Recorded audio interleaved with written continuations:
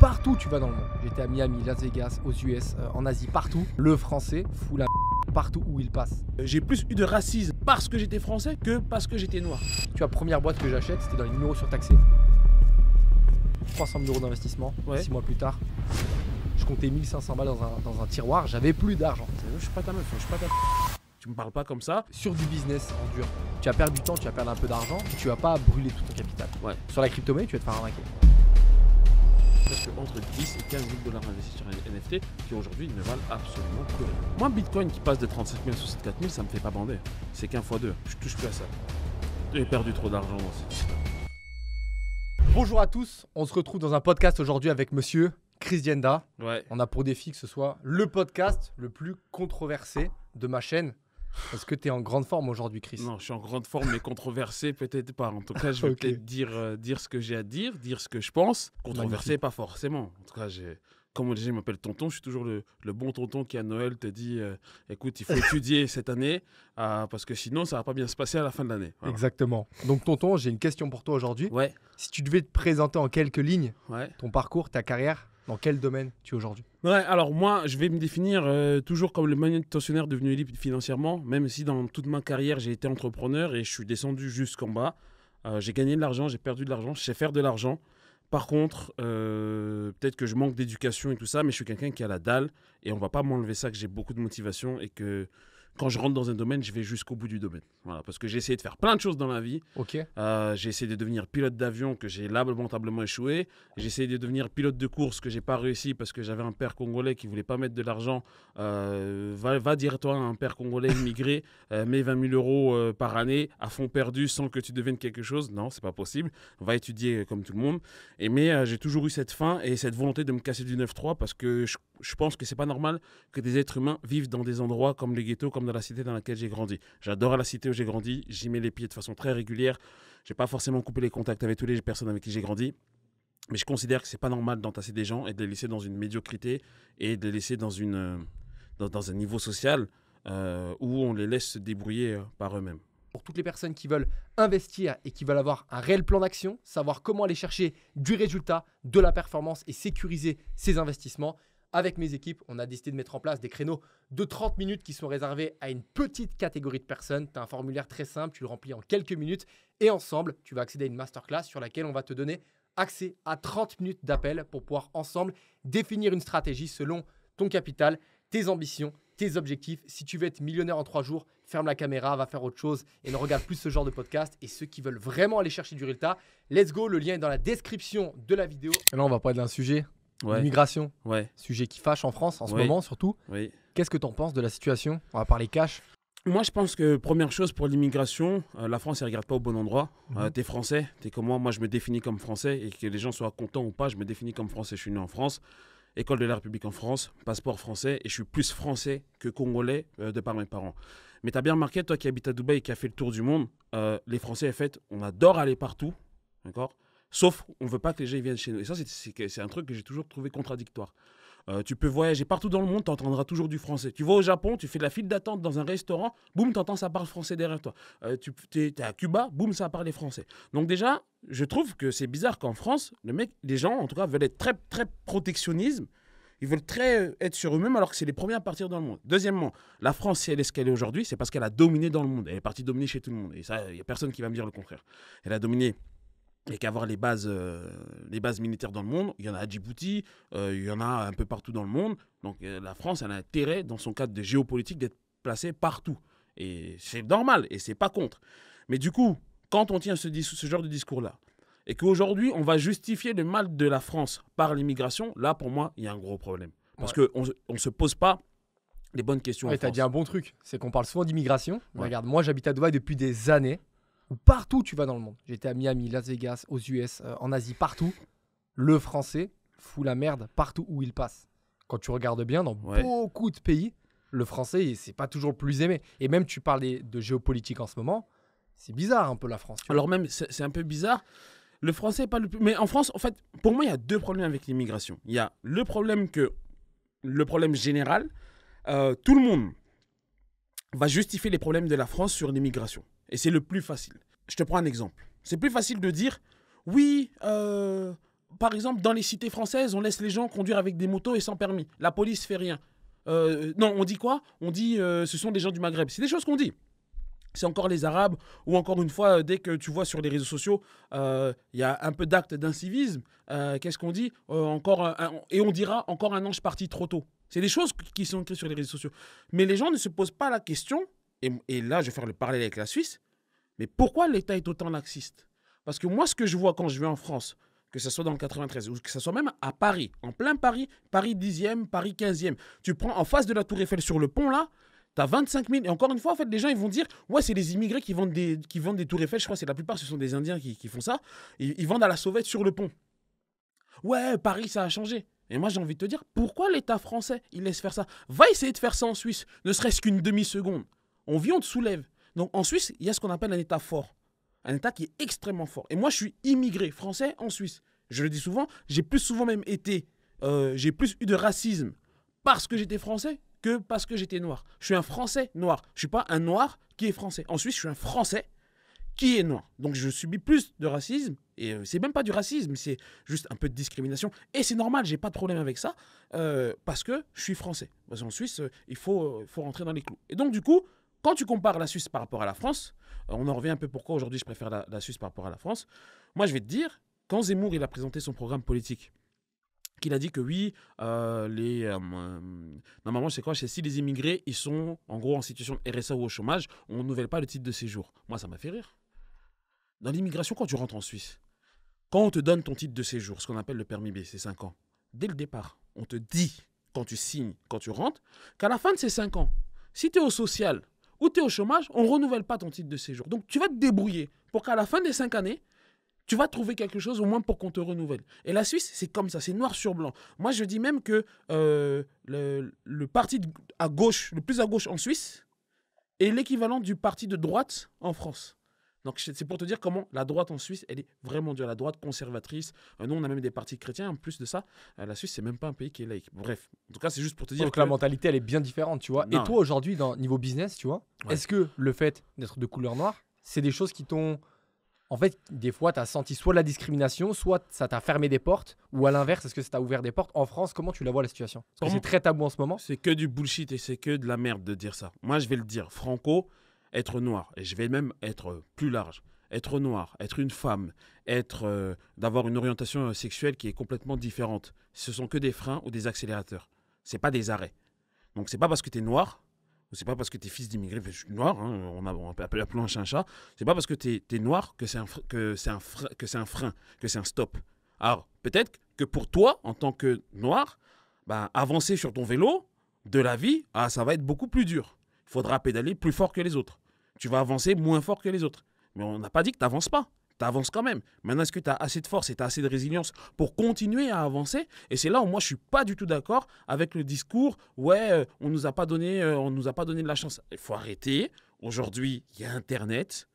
Aujourd'hui, tu as eu la chance d'être à l'école de la République. Moi, je suis content d'être passé dans un pays comme en France où je n'ai pas payé l'école, je n'avais pas à marcher 15 km, je n'avais pas une bombe qui me tombait sur la gueule, je n'ai pas été dans les conditions, je ne vais pas forcément parler de mes parents parce que ce n'était pas ce cas-là, mais comprenons, je n'ai pas été dans des conditions, mais je n'ai pas vécu dans des conditions dramatiques de guerre, de famine. Donc, tu as la chance d'être né ici et tu ne peux pas dire que tu n'as pas eu de chance, en fait. Tu avais ta chance, saisis ta chance. C'est plus dur, mais ce n'est pas impossible. Ouais, carrément. Et là, aujourd'hui, quand on parle des taxes, notamment en France, Ouais. beaucoup de gens disent oui, c'est impossible de réussir, on te prend 80% de tout ce que tu as. Tu as décidé d'aller en Suisse. Parlons Ouais. clairement. C'est parce que raison de taxes, est-ce que c'est la qualité de vie? Pourquoi pas Dubaï? Pourquoi tu n'es pas parti en Indonésie pour beaucoup de personnes? Alors, contrairement à beaucoup de personnes, moi, je ne fais pas partie de ces gens qui ont fait des thunes en France, d'accord, comme des gens qu'on a reçus sur la chaîne YouTube, qui ont fait des thunes en France et qui sont partis parce qu'il y avait beaucoup d'argent. Moi, c'était un cas qui était différent. J'avais plusieurs expériences professionnelles. J'étais parti en Afrique et je suis revenu en France et les opportunités en France ne me plaisaient plus parce qu'à partir de 22 ans, tout simplement, j'ai fait une croix sur la France et j'ai aucun problème avec la France, mais c'est juste que je me suis dit, écoute, toi, ton père, il a pris assez de risques pour quitter le Congo pour venir en France. Je me sentais plus à ma place en France et je me suis dit, va tenter ailleurs. Tu perds quoi? Tu perds, si ça ne marche pas, tu reviendras. La France, c'est ton pays. Puis voilà, donc je pars tenter en Afrique, ça se passe bien. Je rentre de l'Afrique, un peu déçu quand même. Ça ne se passe pas si bien que ça, mais c'est pas grave. Je rentre. Et puis, j'avais rencontré ce qui va devenir ma future femme, qui, elle, va juste me dire, écoute, viens juste regarder comme ça des opportunités en Suisse. Et donc, c'est comme ça que j'arrive en Suisse. Et en fait, quand j'arrive en Suisse, je me rends compte qu'il y a un terrain fertile pour l'entrepreneuriat. Alors, pour les Suisses ne sont pas entrepreneurs. Les Suisses, ce sont des vrais salariés. D'ailleurs, la Suisse, ce n'est même pas un pays. La majorité des personnes, là où en France, 70%, on a 70% qui fait des études secondaires et 30% qui fait ce qu'on appelle de l'alternance. En Suisse, c'est l'inverse. On a 70% de la population qui fait de l'alternance. On appelle ça un apprentissage. Et on a 30% qui vont chercher des études. Et même en Suisse, pour trouver un travail, tu n'as pas besoin d'avoir ce qu'on va appeler l'équivalent, je convertis, les Suisses ne m'en tenaient pas rigueur. On ne va pas avoir forcément besoin de L3, de M1, de M2.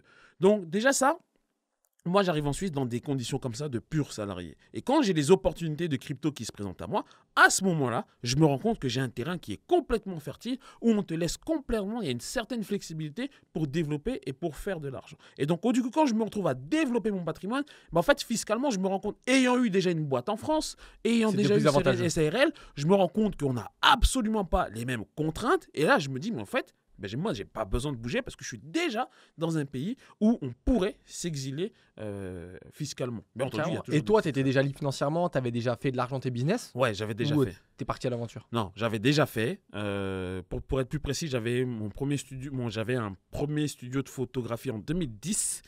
Et j'ai fait de l'argent avec, j'ai fait de la photo, mais là où j'ai fait le plus d'argent, c'est dans on appelle ça comment? J'ai oublié le terme, mais c'était du business B2B en imprimerie. Du coup, j'ai pas une imprimerie, mais j'utilise une imprimerie partenaire, elle me fait des tarifs préférentiels. En gros, j'étais un de leurs commerciaux, j'étais apporteur d'affaires. Je simplifie le métier. Ça apporte un nom très précis que j'ai oublié, ça fait bientôt plus de 10 ans. Et là-dedans, j'ai gagné vraiment beaucoup d'argent. Sauf que quand tu as 22 ans et que tu te retrouves à avoir 80, 85 000, 110 000 euros qui sont sur le compte, tu fais l'erreur quand tu n'es pas bien éduqué. Tu fais l'erreur de confondre le chiffre d'affaires avec ton revenu.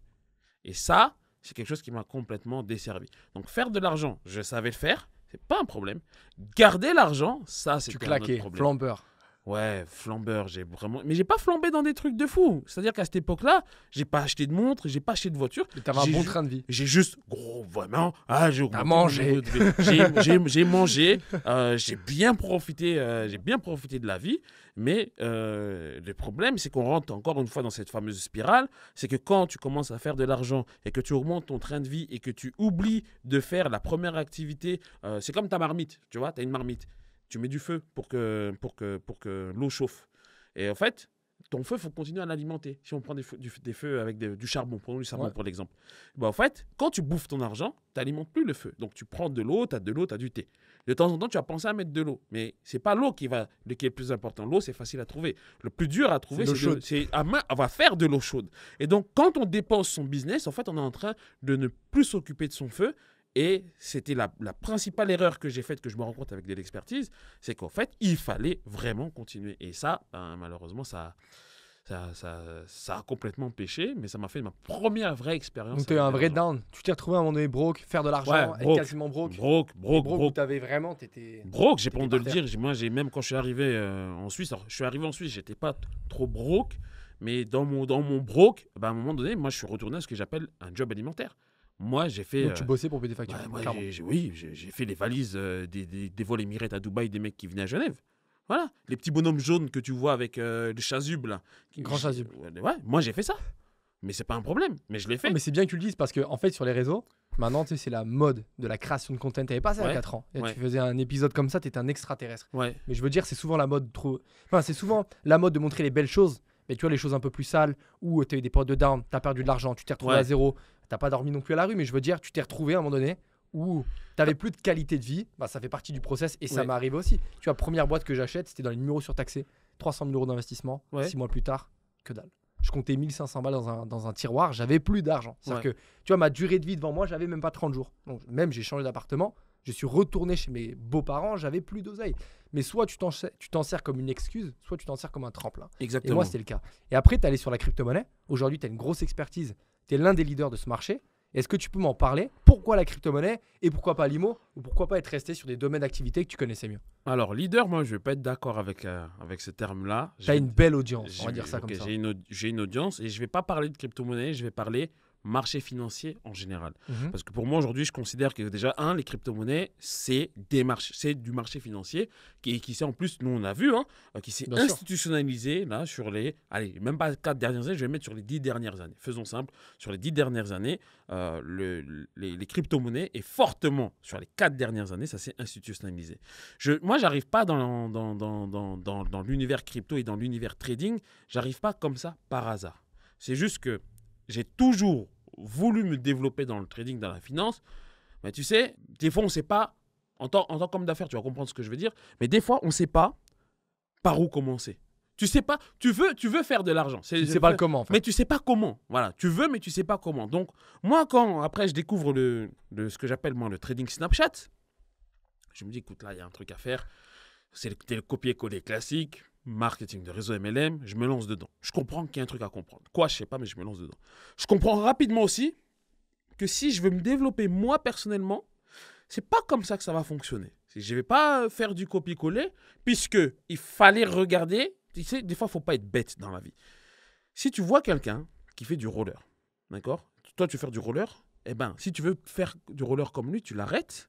Tu lui mets une balayette, je sais pas, tu l'arrêtes. Tu lui pètes les genoux. Oui, tu lui pètes les genoux et tu lui dis comment tu fais du roller. Montre-moi. Alors le gars il va dire ouais, j'ai pas le temps, je m'en fous, t'as pas le temps. Montre-moi comment tu fais. Qu'est-ce que tu fais? Et donc, quand moi je suis arrivé dans cet univers-là, ben, je me suis juste rapproché, d'accord? Je me suis rapproché des personnes qui avaient des résultats, qui montraient déjà des beaux gains en trading ou des beaux placements en crypto-monnaie ou qui avaient une bonne rente, qui avaient utilisé leur rente de marketing de réseau pour financer leurs investissements. Et ben, du coup, moi j'ai dit montrez-moi ça, je vais faire exactement la même chose. Et donc, j'ai pas honte de le dire, je suis parti copier et m'inspirer des meilleurs. Et quand on s'inspire des meilleurs, après, on dégage sa propre recette. Et donc, c'est comme ça que je me retrouve au fait à faire des performances sur les marchés financiers.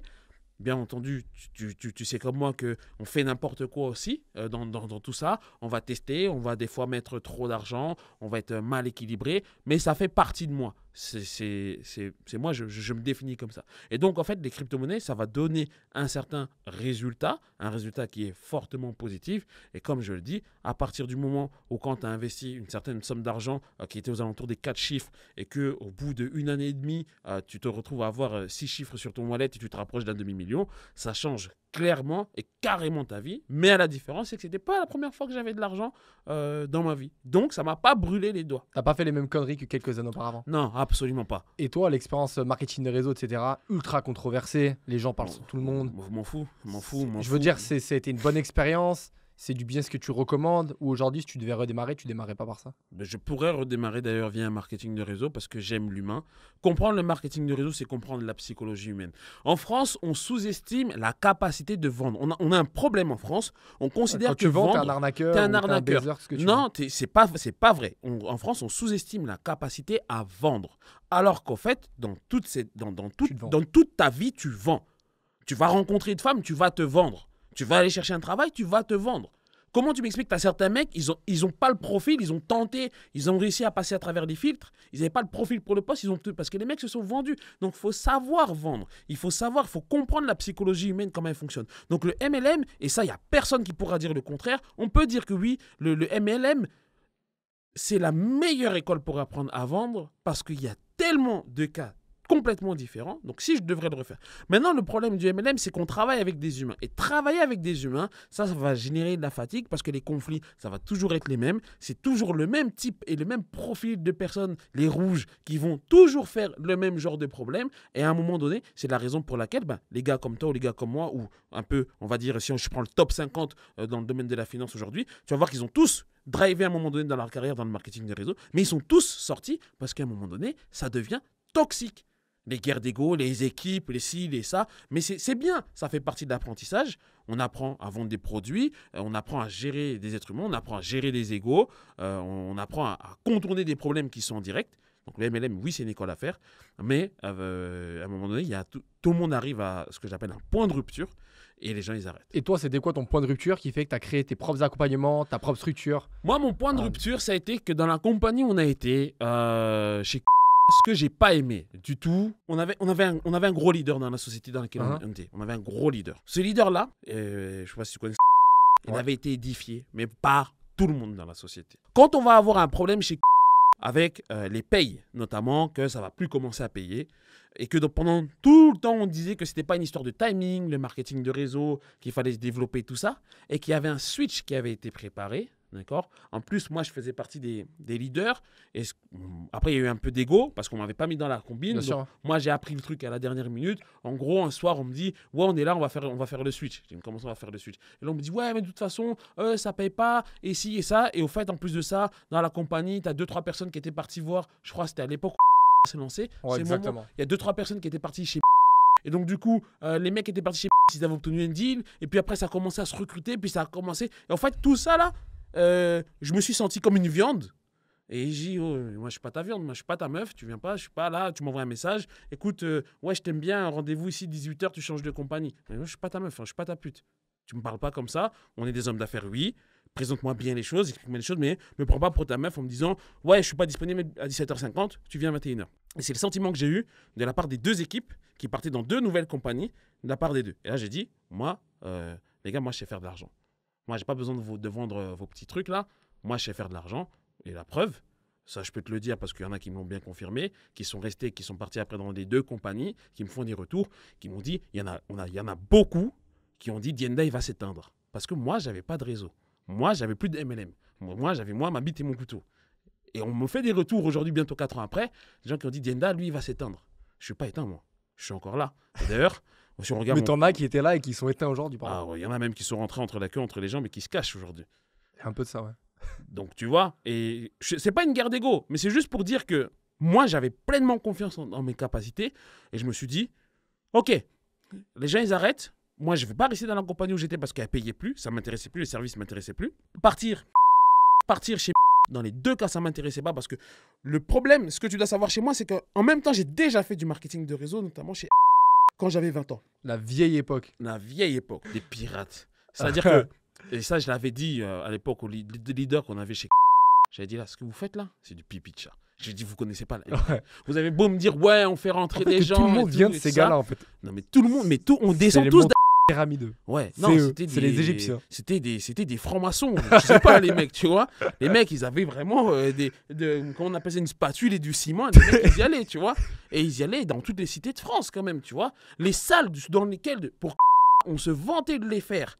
Donc des salles où on remplissait, on disait, ouais, on a fait un event de 300 personnes. Mais c'était pour tout Paris.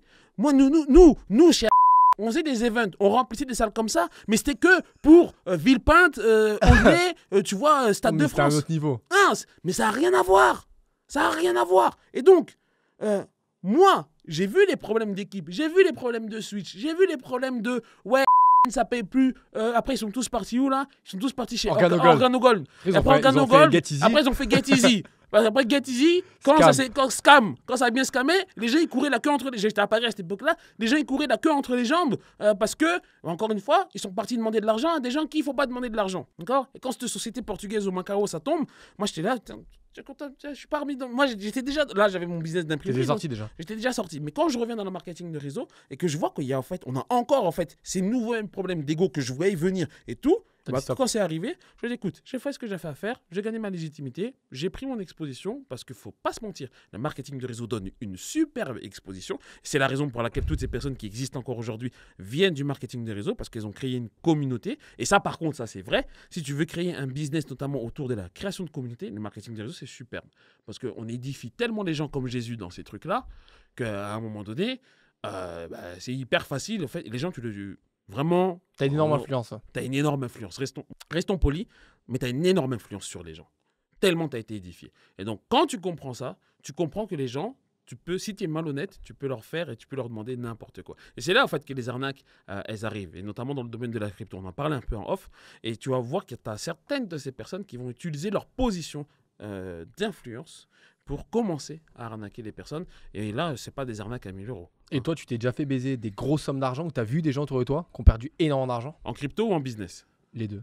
Alors, crypto, on va rester sur la crypto. Si on parle en crypto, moi, je touche du bois, je vais pas dire jamais, mais je me suis pas encore fait rouler en crypto. Pourquoi? En crypto, je suis extrêmement bien entouré. Je suis entouré par des gens qui viennent du bull run de 2014, quand même. et qui avait déjà fait des gains, qui avait déjà perdu de l'argent, c'était l'époque des ICO, je crois que c'est ça, ICO, comment on Ouais, appelle c'est ça? la grosse manne. Ouais, Sur c'était les la grosse ICO. mode des ICO et tout ça, voilà, ICO on dit. J'ai vraiment été très bien entouré dès le départ. Et du coup, j'ai plein de choses autour de moi qui font que j'ai plein de paramètres. Et puis, j'ai de la jugeote. Je reste un homme d'affaires. Pour se faire rouler en crypto, pour moi, c'est que tu n'es pas un homme d'affaires. Parce qu'un homme d'affaires, il doit avoir du flair. Ça, c'est une capacité qui est importante. Tu dois avoir du flair. Il y a certains coups que tu dois sentir. Il y a certaines personnes que tu dois sentir. Et on ne peut pas tout le temps venir parler d'argent, d'argent, d'argent, d'argent. Donc moi, personnellement, c'est pas encore arrivé que je me fasse rouler. Alors, acheter un coin qui monte et puis le mec il a fait un des rug shitcoins avec pull des et mecs. puis il a fait un exit liquidity, ça j'ai investi. Je vais pas dire Ok. que je me suis fait avoir. Ouais, t'as joué Moi, le jeu. à voir, c'est tu donnes 10 000 balles à un mec, je te promets du rendement, le mec il a rien du tout. Je me fais avoir, c'est je te promets tel truc, tel produit, au final t'as rien du tout. Se faire avoir, c'est investir à 50 000 balles pensant, là je cite, et s'ils sont pas contents, c'est pareil. On prend le cas de. Oh, attends, mec, je crois que je vais tirer une balle dans le pied en disant cette société. Vas-y. Je crois que c'est Omega Pro. Je crois Ouais. que tu as fait Omega Pro. Ben, tu as des gens, malheureusement, pour moi, Omega Pro, c'était un scam. Alors, peut-être que les mecs qui étaient dedans, eux, ils savaient pas que c'était un scam. Ils savaient que c'était le modèle MLM. C'est un peu comme GetEasy. GetEasy, les mecs, ils savaient pas que c'était un scam. Je pense qu'il y a un côté qui se disait, vas-y, ça fonctionne, tu vois. Même si tu sais que c'est un peu Ponzi. Non, Mais les gens savent que c'est un scam. Toi, moi, ils sont un peu cons parce que regarde, moi, Omega, quand ce business, je l'avais analysé, j'ai vu la douille. Mais j'ai vu aussi le momentum qu'ils avaient dessus. Donc en fait, il y avait une timeline où le délai d'expiration, il y avait au moins 2 ans devant. Ouais. Moi, j'ai personne qui a perdu de l'argent dans cette opportunité. Et je te dirais même que cette opportunité a blindé les couilles de beaucoup de monde. Parce qu'il ne faut pas oublier que c'est 4-5 ans où des gens se sont gavés. Mais tu vois, à un moment donné, quand tu vois que tous les 16 mois, tu as des gens qui te donnent 300, 400, 500%, 10 000%, ce que tu veux, en fait, il ne faut pas être con à un moment donné. Je veux dire, tu prends un tableur Excel, tu multiplies par 300% tous les 16 mois, bah, au bout de 10 ans, tu es plus blindé que Warren Buffett. Ouais. Donc à un moment donné, tu vas investir sur des choses du split de l'argent comme au casino. Quand tu vas au casino, tu sais très bien que l'opération financière, elle n'est pas bonne sur le long terme. Oui. C'est des mathématiques, faut pas Oui. être teubé. Mais les gens sont cons parce que c'est comme en crypto-monnaie. Ils investissent 50 € parce que tu as un mec qui a acheté du Chiliz ou un shitcoin à la con et qui a fait des sommes astronomiques. Pour moi, en fait, tu vas gamble, c'est pas mauvais de le faire parce que tu peux faire des bonnes OP.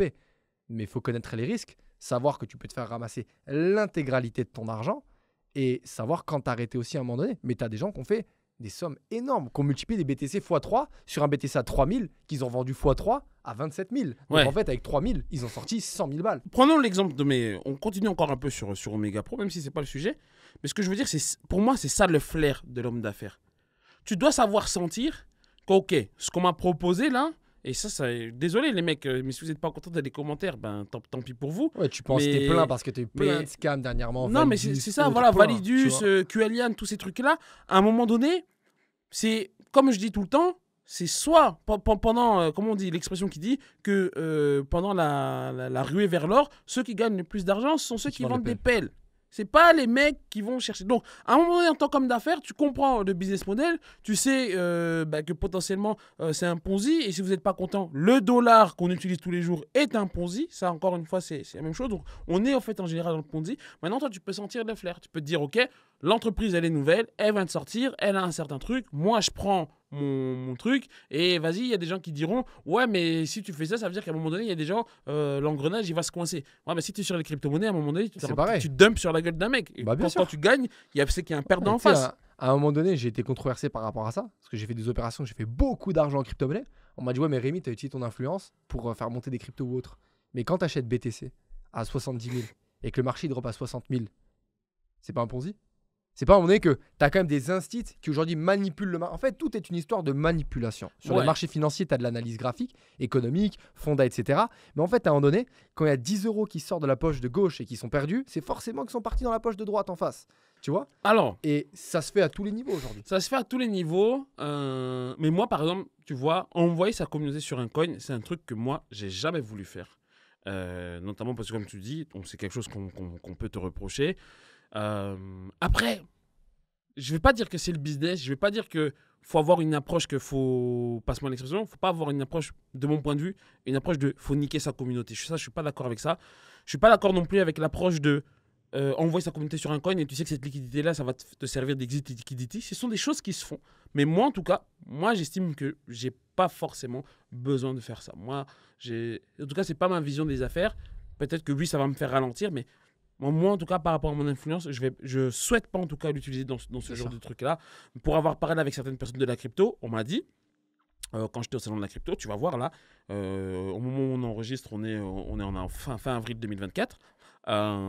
Sur les 6 prochains mois, là, tout ce qui va sortir en vidéo YouTube, les mecs, ils sont dans les projets. Donc, tu les vois, ils te disent, ce coin va te faire faire 50 et tout ça. Les mecs, ils sont déjà dans le projet, ils ont déjà 10% du projet.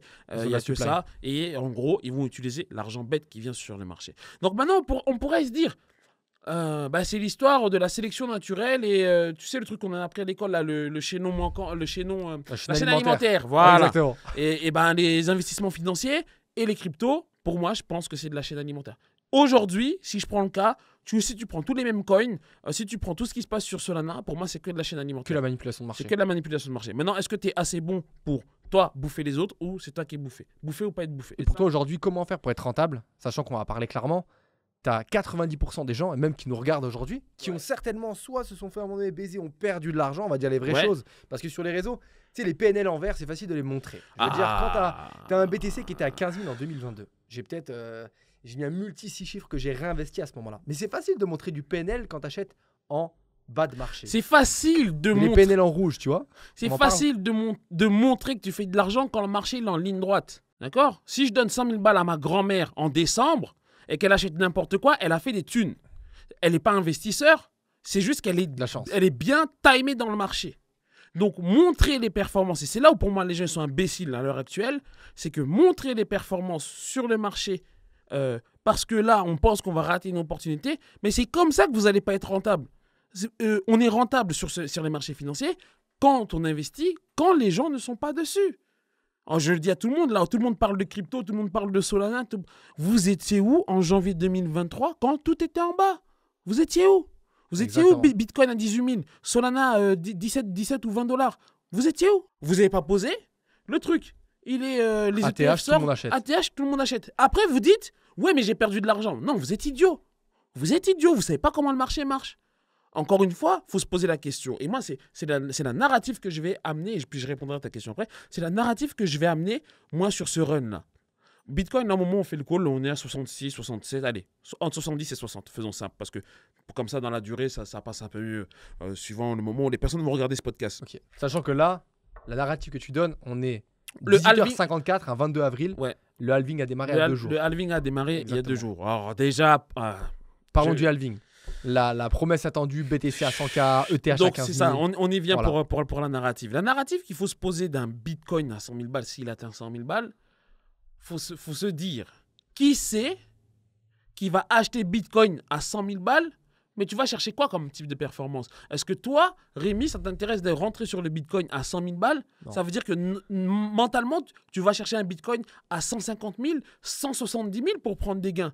Est-ce que tu vois un Bitcoin à 170 000 au moment où même là, alors qu'on est à 60? Si tu le vois mais à même pas 70 000, ça veut dire que déjà, c'est une target que tu peux mais moi, ça fait un long moment qu'aujourd'hui, mon exposition, elle n'est pas sur Bitcoin. Et j'achète plus de BTC depuis longtemps. J'ai réinjecté jusqu'à, je dirais... milieu d'année 2023, tu vois, où ça règne jusqu'à 25 000. Mais aujourd'hui, il faut être con pour acheter du BTC. Même là, à 60 000, je ne rachète pas de BTC. On ne rachète pas du Bitcoin ici, à ce moment-là. Le halving, pour moi, et encore une fois, le halving, si on comprend le mécanisme d'offre et de demande, pour moi, le halving, c'est que des prétextes. Là, je vais sortir des cryptos, je vais parler des marchés FI traditionnels. L'offre et la demande, le marché, le comportement du prix, c'est juste des prétextes. Est-ce qu'on a confiance ou est-ce qu'on n'a pas confiance? Fin de la discussion. C'est ça, en fait, le prix. Est-ce qu'on a confiance ou on n'a pas confiance? Les gens, ils oublient ça. Les gens sont en train de te dire, oui, mais Solana, ça va changer la face du monde. Ça va améliorer les transactions pour les layers 2. Oui, Chili, ça va faciliter le sport. DYDX, ça va faire... On s'en bat les couilles de ça. Les gens, ils croient dans le projet, oui ou non? Oui, ça monte? Non? Ça stagne ou ça descend? Fin de la discussion. Exactement. Et moi, mon point fort en crypto, c'est que moi, je suis attaché à aucun projet. J'ai une approche, mais limite, je vois ça comme du forex ou comme des actions. Je me dis, OK, le marché y croit, on monte, le marché y croit pas, ça descend, je sors. Le halving, pour moi, c'est qu'un prétexte. Parce que, oui, on sait que je crois tous les 4 ans, la difficulté d'obtenir du Bitcoin, en gros, elle est divisée par 2. Ok, c'est bien, on le sait, tout le monde le sait.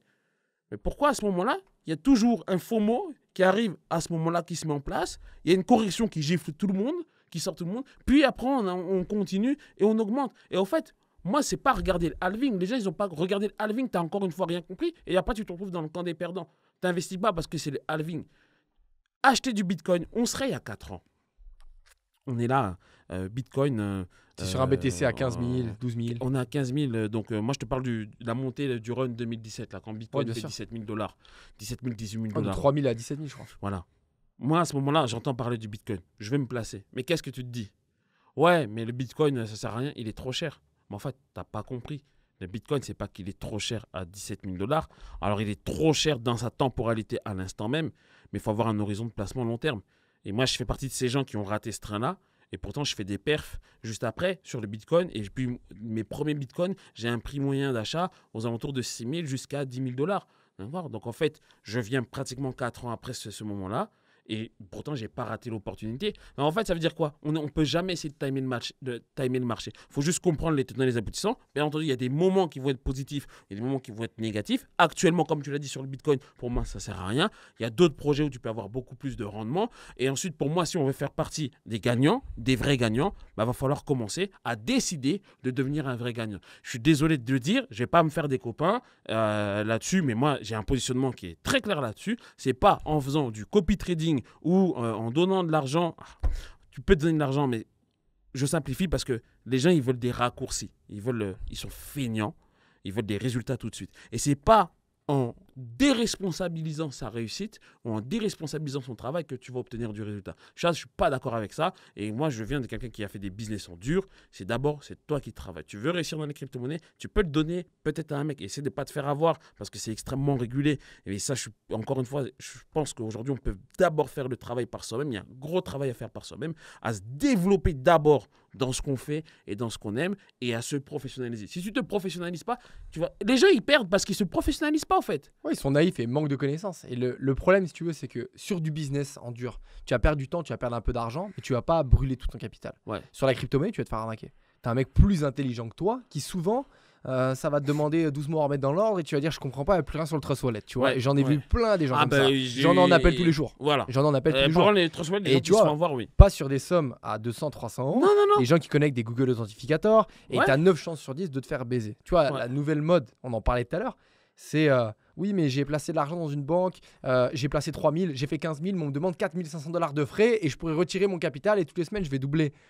Mais il faut juste avoir un minimum de jotte et tu l'as dit, ça passe par l'éducation. Les gens ne veulent pas se former, mais ils oublient que le prix de l'ignorance, ça te bouffe ton capital et que tu n'as plus rien. Comme avec les NFT. Parlons des NFT. Est-ce que tu penses que là, sur 2024, 2025, tu vas de nouveau avoir une hype? Et qu'est-ce que tu penses des derniers projets NFT qui ont lieu lors du dernier bull run? Je touche plus à ça. J'ai perdu trop d'argent dans ces trucs-là. Pourquoi? Je t'ai dit, moi je démarre en dessous de 10 000 €, je me rapproche du demi-million. À un moment donné, notamment dans le run là, avant que Luna et FTX tombent, en vrai tu fermais les yeux, t'achetais n'importe quoi. Tu sais de l'argent, clairement. Donc quand on arrive dans les NFT, alors moi je crois que dans les NFT, j'investis, je vais parler comme ça, je crois j'ai presque entre 10 et 15 000 $ investis sur un NFT qui aujourd'hui ne valent absolument plus rien.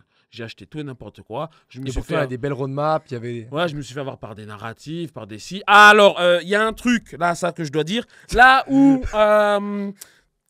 tous les mecs, les e-commerçants, je vais pas citer de nom, mais alors les e-commerçants, on va en parler là. Eux, ils ont été les plus malins sur les NFT. Ils ont été même plus malins que nous, les investisseurs crypto, parce que et c'est là que je me suis rendu compte que c'était du dropshipping. C'était du sédan. C'était tous ceux qui ont fait des thunes sur les NFT, c'est pas nous. C'est les mecs, c'est les e-commerçants. Je cite vraiment pas de nom, mais tous les e-commerçants, ils t'ont pondu des trucs.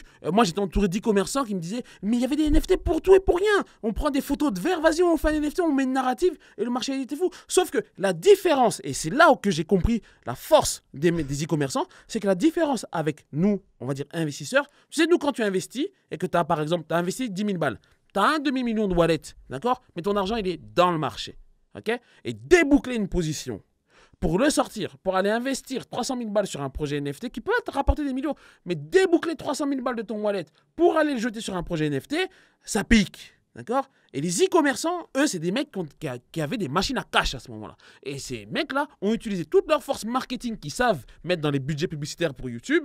Et on dirait qu'ils l'ont arrêté un certain temps. Et ils ont jeté leur dévolu dans les NFT. Et du coup, tu as tous les e-commerçants, connus comme pas connus, à Dubaï notamment, qui eux, mais alors, sont ça sold out toutes les semaines. Gavés comme pas possible. Ils gagnaient plus d'argent que nous, en gros, les mecs du milieu. Non, mais j'ai vu des mecs avec des budgets au tout début. Je te parle des premiers projets. Je vais pas te citer les noms parce que certains, c'est des amis proches, des gens que je connais très bien, qui ont mis des budgets. Alors, les derniers pour les sold out, il fallait mettre 300 000 balles. Il fallait mettre 300 000 balles. Il y a des mecs qui ont vendu des Ferrari pour acheter ça. Mais tu en as d'autres, ils ont démarré avec 20, 30, 40, 50 000 balles. Ça. Et qu'on sold out sur un ETH qui était haut. Les sold out, ils sortaient 1 million, 2 millions. J'ai vu des projets à 10 millions de dollars à la semaine.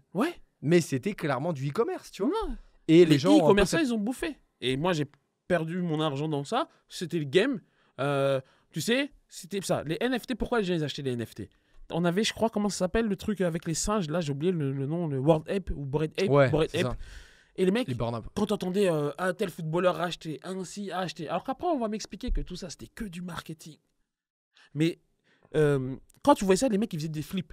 Donc, en fait, en vrai de vrai, moi, je rentrais même pas dans les NFT parce que je croyais dans les projets où je me disais, vas-y, ça va me donner accès à un club. Une grosse excitation. Non, je voulais juste flipper. Je voulais juste flipper. J'ai acheté à 1 Ether ou 0,5 Ether, il fallait que j'en sorte 4. Tu vois. Et du coup, quand ça a commencé à corriger, quand on a commencé à savoir, qu'est-ce que ces mecs ils disaient dans les communautés Discord? Les gars, faut holder. Les gars, faut holder. Les gars, faut holder. Sauf qu'aujourd'hui, j'ai 4 ans d'expérience en plus. Et quand tu me demandes d'holder, au fait, tu me demandes de maintenir la liquidité du projet pour que moi, je puisse sortir. Tu vois. C'est ça. Mais ça, je ne savais pas à l'époque. Mais j'ai dû passer par cette étape-là. Donc les NFT, moi aujourd'hui, je ne touche absolument plus à ça. Et tu vois pas d'avenir. Il n'y a pas d'avenir pour moi. Il y a un avenir dans la technologie du NFT. Ça, et oui. Mais pas sur le projet comme ça qui va sortir le jour au lendemain. Non, pour moi aujourd'hui, les NFT, ça va être par exemple la banque postale qui te sort un NFT parce que peut-être qu'ils veulent offrir des colis gratuits. C'est Apple qui t'offre un NFT parce que t'es le seul à l'obtenir. Parlons des taxes sur la crypto-monnaie. Ouais. Tu vois, en ce moment, il y a pas mal de personnes qui parlent des taxes en France. C'est de plus en plus compliqué. Parce que tout le monde dit, ouais, Dubaï, c'est fait pour le blanchiment d'argent, etc. Les gens qui se planquent là-bas ont des business de merde, etc. Qu'est-ce que tu dirais par rapport aux taxes aujourd'hui, où quand tu vas être considéré professionnel de la crypto, tu vas payer jusqu'à 80%. La taxe, tu vas être à 30%. Est-ce que tu penses que ça va être un ralentissement pour le marché, pour les investisseurs ou ceux qui veulent investir pour la première fois? Parce qu'en France, tu as moins de 5% des gens qui ont acheté la crypto-monnaie. Encore une fois, pour moi, les problèmes de taxes, on raisonne toujours à l'envers. Il n'y a plus d'eau dans nos... Allez, vas-y, il y a encore un tout petit peu d'eau là dans nos verres. Les gens, le problème de la taxe, c'est que c'est comme si tu as travaillé, tu as mis tout ça d'eau, l'État est venu prendre là, et je sais pas, vous le verrez à la caméra là, tu vois, mais c'est les bénéfices. Ça, c'est les bénéfices, d'accord?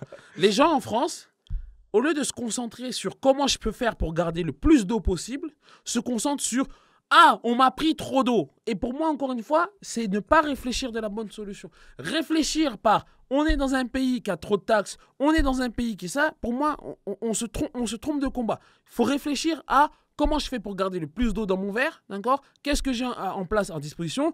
Qu'est-ce que je peux mettre rapidement et plutôt que d'aller comme ça? Alors oui, la France, c'est ce que c'est. C'est une très très grosse imposition pour la France. C'est ce que c'est, mais c'est aussi l'un des pays où on a le plus d'acquis sociaux. Alors, on a le plus d'acquis sociaux et quand même, il y a quand même pas mal de choses. Parce que quand tu vas dans certains pays, tu as fait le tour du monde comme moi, mais il y a des trucs quand même en France qu'on est bien content d'avoir pour pas grand-chose. On va dire pour pas grand-chose. Il faut quand même toujours payer, mais pour pas grand-chose. Mais c'est parce qu'il y a un effort collectif. Et moi, encore une fois, j'ai jamais été contre le fait de payer des impôts. Il y a des gens, ils sont contre, ils considèrent qu'ils ont gagné de l'argent. Non, moi, j'ai jamais été contre parce que c'est comme ça, le système. Il faut redonner à la société, c'est pas un problème. Il faut redonner à la société. Par contre, il faut se débrouiller pour en donner le moins possible. Voilà. Ça, pour moi, ça, c'est une bonne approche. Comment je fais pour en donner le moins possible? Qu'est-ce que je peux mettre en place? Est-ce qu'il y a des choses et des systèmes? Est-ce que s'exiler fiscalement, ça peut être intéressant? Faut l'approcher comme ça. Mais dire juste, ouais, la France, elle prend 60% et ça va augmenter. De toute façon, il n'y a pas d'argent dans les caisses de l'État. On augmente la dette publique, le taux de la sécurité sociale ne fait qu'augmenter, il n'y a pas d'argent. Là, on parle, je crois, Gabriel Attal, il disait, dans pas longtemps, on prévoit encore d'augmenter, je crois, la TVA à 20 points. On va l'augmenter de 0,4. On va encore augmenter la TVA. Et c'est pas fini, hein. C'est pas fini. Pour moi, on va continuer encore d'augmenter parce qu'on va continuer de ponctionner le peuple français. De toute façon, le gouvernement actuel est très bon dans ça. Et c'est drôle parce qu'en fait, malgré tout, on arrive... pas les présidents, mais je veux dire les gouvernements gèrent la France d'une certaine façon qu'on arrive toujours à nous faire regretter le président précédent. Donc aujourd'hui, C'est vrai ça. les gens, ils ont Macron, ben, ils regrettent Hollande. Mais quand il y avait Hollande, on regrettait Sarkozy. Quand il y avait Sarkozy, on a regretté Chirac. Quand il y avait Chirac, on a regretté Mitterrand. C'est fou ça. Mais c'est vraiment fou. Donc il y a quand même quelque chose qui va pas dans la façon quand même comment le pays il est dirigé. J'ai pas la solution non plus. Je suis pas en train de dire que j'ai la solution. Je suis pas en train de dire la solution c'est Mélenchon 2027, c'est Bardella 2027. Je suis pas du tout en train de dire ça. Et pour moi c'est ni l'un, c'est ni l'autre. D'abord la France elle doit s'occuper d'elle-même. Elle doit d'abord régler ce qui va vraiment pas dans son pays. Pourquoi il n'y a pas d'argent dans le pays? Pourquoi les fonctionnaires il n'y a pas d'argent? Pourquoi à Covid on a eu des galères incroyables pour obtenir des masques en papier? Pourquoi? La France, on n'a pas dit le Congo, on n'a pas dit Cuba. La France, il n'y avait pas de masque, il n'y avait pas de gel hydroalcoolique. Mais je sais pas si tu t'en rends compte quand même. Genre, tu as bientôt 30 ans, moi j'ai la trentaine passée. De mon point de vue, moi j'ai vu la France rétrograder. Je vois la France rétrograder. Il y a des trucs qui n'étaient pas là avant, qui sont là, tu te dis, mais pourquoi? Pourquoi la France est rétrograde dans certains trucs? Ouais, aujourd'hui, tu vois, tu as beaucoup de personnes qui parlent des riches, qui se Ouais. barrent dans d'autres pays, que ce soit la Suisse, Luxembourg, Dubaï, États-Unis ou autres, par exemple. Et la situation de la France en ce moment par rapport aux guerres qui se passent dans le monde, parce qu'il ne faut pas le négliger, tu vois, et ça a un impact sur les marchés financiers. Ouais. Comment tu vois les choses, sachant que tu es sur un climat qui est géopolitique et ultra instable, Macron qui cherche un peu la merde avec pas mal de pays aussi. Comment tu vois les choses? Est-ce que pour toi c'est un risque par rapport à la crypto, par rapport aux gens qui, moi je le vois de plus en plus, les gens ont de moins en moins confiance au système bancaire et t'as jamais Ah eu bon, autant ça c'est normal. Ça pour moi c'est normal de ne pas avoir confiance dans le système bancaire. Qu'est-ce que tu penses du système bancaire aujourd'hui pour quelqu'un qui va te dire moi j'ai confiance et j'ai 200 000 balles sur un compte aujourd'hui? Pour toi, ça résume à Déjà, quoi? tu les as pas. Tu les as pas. Les gens, ils n'ont pas 200 000 balles parce que on a réussi à transformer ce que j'appelle. Aujourd'hui, l'argent, il est, si je me trompe pas, mais vous me corrigez si je me trompe, mais l'argent aujourd'hui, je crois qu'on appelle ça de l'argent fiduciaire. L'argent n'est plus en cash. Je crois 80 ou 85% de l'argent, c'est de l'argent qui est fiduciaire. En gros, c'est des zéros et c'est des 1 dans des serveurs. Mais ce qu'il faut comprendre, et c'est le problème de l'argent fiduciaire, c'est que aujourd'hui, quand tu me dis que tu as 200 000 euros dans ton compte, tu n'as pas 200 000 euros dans ton compte parce qu'en fait, sur ton argent, on a créé de la dette. D'accord? Je prends un exemple qui est tout simple. J'ai 1 000 euros. Je te donne 1 000 euros. D'accord? Ces 1 000 euros, je te les donne. Toi, tu as ta boîte. Tu as pris ces 1 000 euros-là. Donc, on avait une facture, par exemple. Eh ben, on a détruit 1 000 euros de dette. Ok? Donc, tu as fait du travail pour moi, je te donne 1 000 euros. Toi, tu as un salarié. Le salarié a une dette envers toi. Ok? Donc, tu lui donnes les 1 000 euros que je t'ai donnés. En fait, l'argent est circulaire. Et donc, en fait, l'argent fait que détruire de la dette. Le mec, lui, il avait une dette, payait son loyer. Il paye son loyer. Boum, on a détruit encore 1 000 euros de dette. Ça arrive chez le propriétaire. Le propriétaire, sa femme, elle dit ouais, moi, je dois payer, par exemple, l'école pour les enfants. Ok, ben il y a une facture, on détruit la dette. Et donc en fait, si tu veux, le système aujourd'hui tel qu'il est fait, et c'est pour ça qu'on va interdire l'utilisation du cash, c'est pour ça qu'on va aller dans une société qui va interdire la thésaurisation de l'argent, donc le fait de le garder de côté, parce qu'en fait, l'argent doit rester circulaire pour continuer à détruire de la dette, parce qu'en fait, aujourd'hui, on n'a pas de l'argent, on a des dettes. D'accord? Quand tu vas chez Louis Vuitton, tu achètes un sac, en fait, tu ne l'as pas acheté. C'est des 0 et des 1 qui sont passés parce qu'au fait, tu avais de la dette par rapport à ton employeur, tu as échangé du temps contre de l'argent. Donc, en fait, on fait que ça. Donc, quand tu comprends le système bancaire, comment il a été fait, bah déjà, moi, je ne peux pas avoir dans un système qui est conçu limite sur du vent. Sachant que, regarde, si tu vois... je vais rentrer un peu dans les domaines économiques, mais comment on a imprimé la masse monétaire M2, tous les dollars pendant la période de Covid, hélicoptère money, on appelle ça, on a imprimé du dollar comme jamais. Donc en fait, on a montré que ça vaut rien en fait, tout ce qu'on fait. D'accord? Moi, je ne vais pas parler en termes de politique par rapport à la France, mais si je veux parler juste de dollarisation de l'économie, on va avoir naturellement, s'il y a des pays qui ne sont pas bêtes, qui vont devoir se dédollariser de l'économie du dollar, puisqu'en fait, l'avantage des Américains de faire d'un dollar qui valent rien, c'est que pour eux, dans leur économie, un dollar vaudra toujours un dollar. D'accord? Mais quand tu vas aller prêter à l'Arabie Saoudite des dollars ou des pétrodollars, d'accord? Et que le pétrodollar, bah, tu leur garantis, par exemple, parce qu'en fait, non, je rentre dans les détails, c'était pas le but, mais accord de Bretton Woods, en gros, le dollar qui, à la base, quand on a... Les accords de Bretton Woods, c'était pour dire qu'en gros, on allait adosser le cours du dollar à l'or. Et puis après, Nixon, il arrive et puis il dit, en fait, ça, je m'en bats les couilles. Et puis après, ils ont fait ce qu'ils font. Après, ils ont fait des guerres dans le monde entier. Mais du coup, tu avais des mecs qui avaient dans leur banque centrale, qui avaient des dollars américains. Et après, bah, quand on imprime, le dollar américain perd énormément de valeur et en fait, du coup, on se retrouve avec rien. Donc, des pays qui sont intelligents par rapport à la situation mondiale, on va se retrouver avec une dédollarisation de l'économie. Donc, une dédollarisation de l'économie, ça voudrait dire que potentiellement, on va avoir un dollar qui va valoir moins. Et là, ça va être intéressant, un dollar qui va valoir moins, c'est potentiellement des actifs et des matières premières qui vont valoir beaucoup plus. Donc c'est la direction dans laquelle moi je vais aller, en tout cas dans l'investissement, notamment sur les matières premières. Je pense qu'on n'a pas fini, je pense qu'on verra très facilement un or à 3 000 $, mais sans problème. Je pense qu'on verra très facilement un argent à 45 $. J'aimerais voir un cuivre à 10 ou 15 $, c'est pas un problème. C'est la direction dans laquelle on va aller. Et la chose sur laquelle il faudrait faire un peu attention, ben la guerre.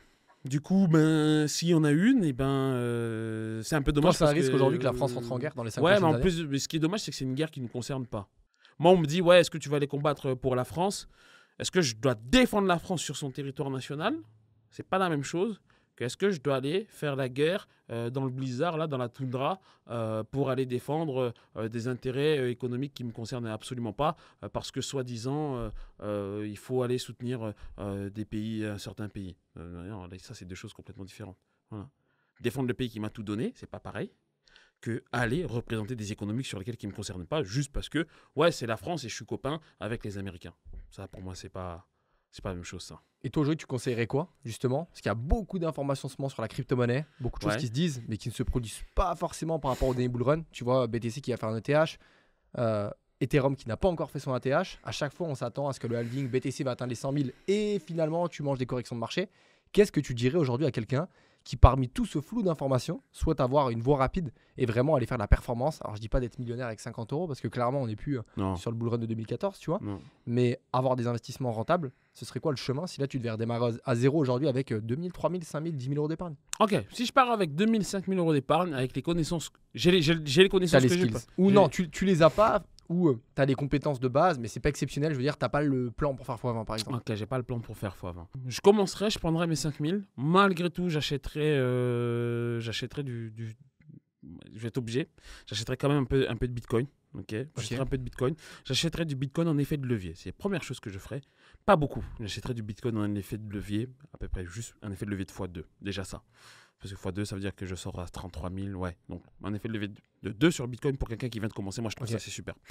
Donc, déjà, on achète, mais on n'est pas en spot. Donc, déjà, ça, mais c'est pas non plus un problème quand on sait ce qu'on fait. Donc, j'achèterai du Bitcoin. J'allouerai sur les 5 000, j'allouerai, je pense, 2 000 balles facilement. En BTC x2. BTC futur en x2, je laisse tourner. Ça, je laisserai tourner. Si c'est pas BTC, ça serait ETH, mais ETH, quand même Bitcoin, parce que c'est. En gros, là, c'est comme si je te disais, Bitcoin pour moi est l'équivalent du Nasdaq. En fait, c'est l'indice des crypto-monnaies. Donc, il faut avoir, pour quelqu'un qui ne connaît pas, hein, j'insiste bien, qui démarre, tu achètes 2 000 balles de Bitcoin, tu mets ça en x2. Pour le reste, j'irai sur Twitter. J'irai sur Twitter et j'essaierai de comprendre qu'est-ce qui marche, qu'est-ce qui fonctionne. Là, on voit actuellement, c'est tous les mêmes coins, c'est faire de la dégène. Je me mettrai full dégène. Parce que le potentiel sur les dégènes, il est énorme. Il est énorme, il faut savoir ce qu'on fait. Mais par contre, il nous reste 3 000 balles. C'est-à-dire que sur les 3 000 balles, je vais m'autoriser potentiellement 100 $ par même coin. Voire peut-être même 50 $ par même coin. Et là-dessus, je ne vais pas chercher des performances de ouf. Je pose 50 $, ça devient 100, 200, 300 $. Et tu sais très bien qu'en dégène, faire des x3, même des fois dans la journée ou dans la semaine, c'est Ah, c'est possible. possible. Et qu'est-ce que tu appelles la dégène pour les gens qui ne connaissent pas et qui n'ont pas de notion dessus? Alors, la dégène, c'est déjà pour en faire, et je ne suis pas trop capable de le définir parfaitement, mais j'appellerais, c'est déjà c'est de la. Comment dégène, j'essaie de trouver le mot précis, mais si je le définis avec mes propres mots, je ne suis pas sur les marchés centralisés, je ne suis pas sur les SEC, je ne suis pas sur Binance, je suis vraiment dans des coins décentralisés. Merci, c'était le terme que je cherchais.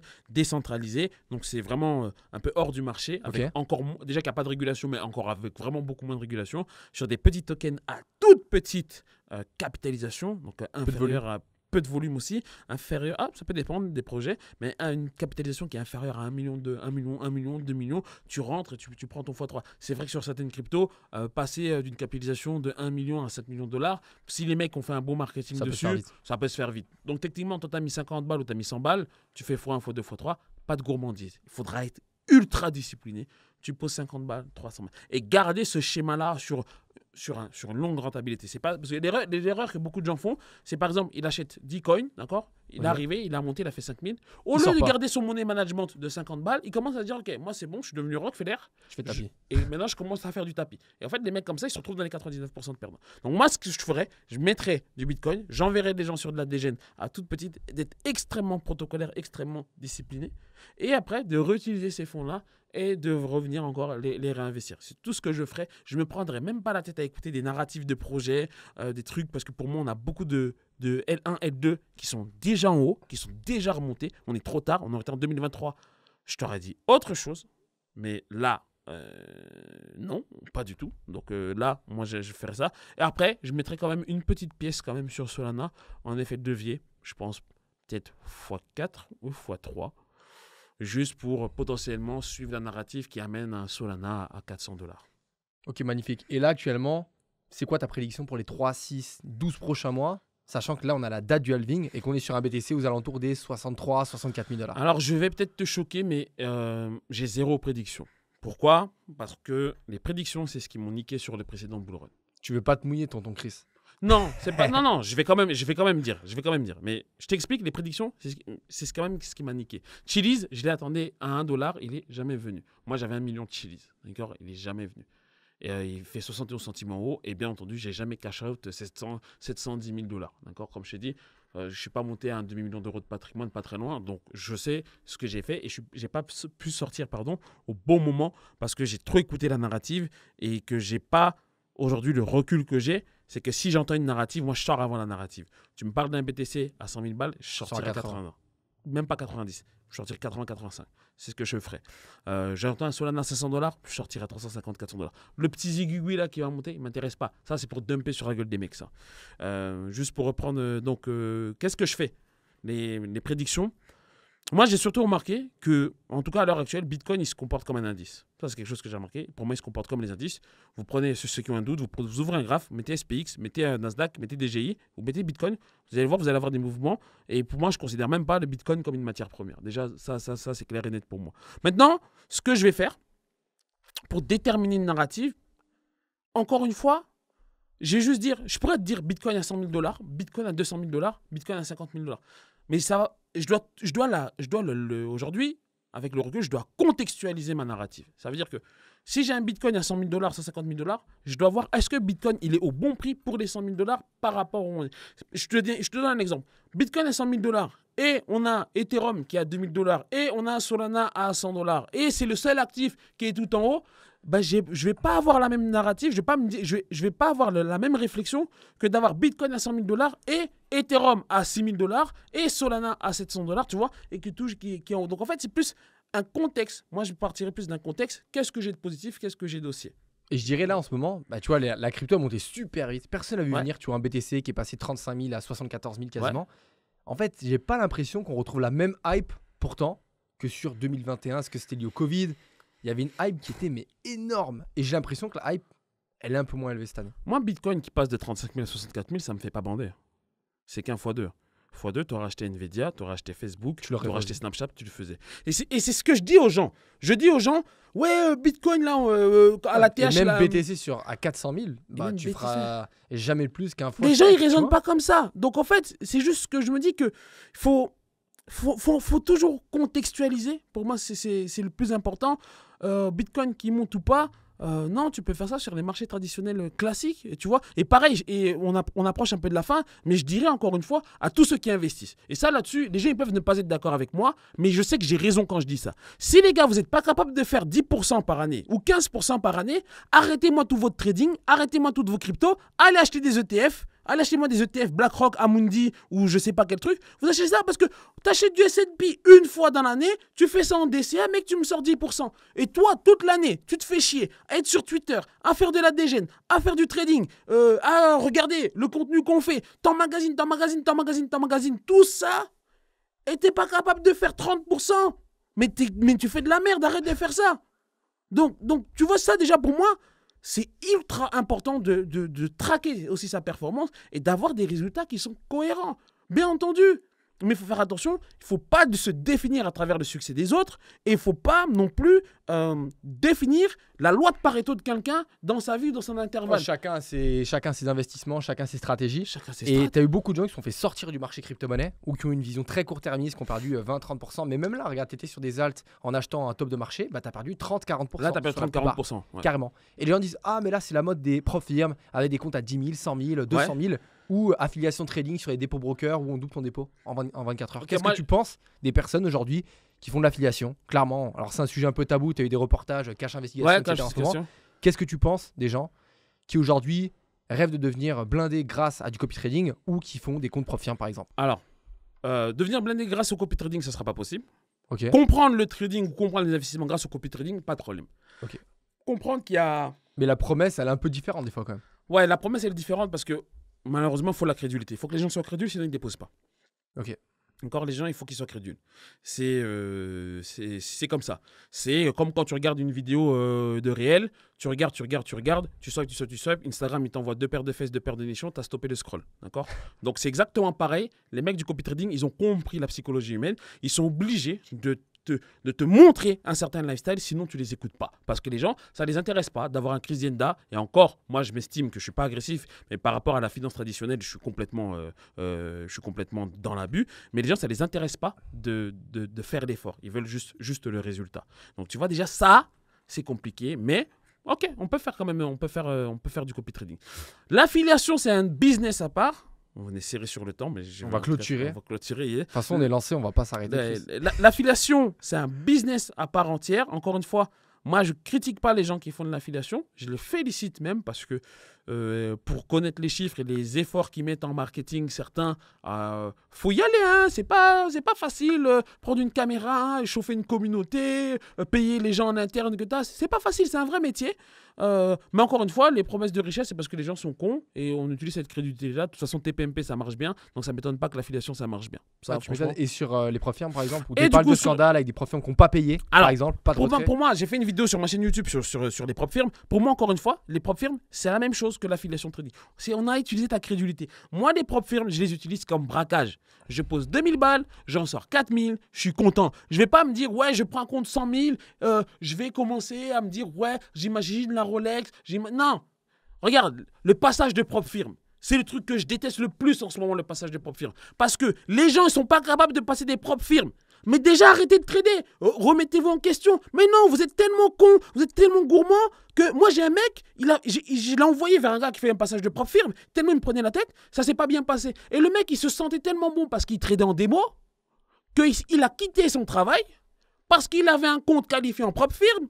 Et puis au final, la qualification en propre firme, elle s'est faite. Mais quand il avait le compte, il n'a pas gardé le compte. Et après, il était en train de me dire, ouais, je demande un remboursement. Mais non, tu ne demandes pas un remboursement. Tu sais pas trader, tu sais pas T'étais investir. trop con et t'as pensé que t'allais faire des Fallait billets, t'as prendre pas les fait. 1000 balles et fallait le mettre sur le S&P. Moi, je vous dis, toutes les personnes qui ont perdu énormément d'argent, vous faites deux choses. Soit vous prenez sérieusement ce métier et vous allez de l'avant et vous faites de la professionnalisation.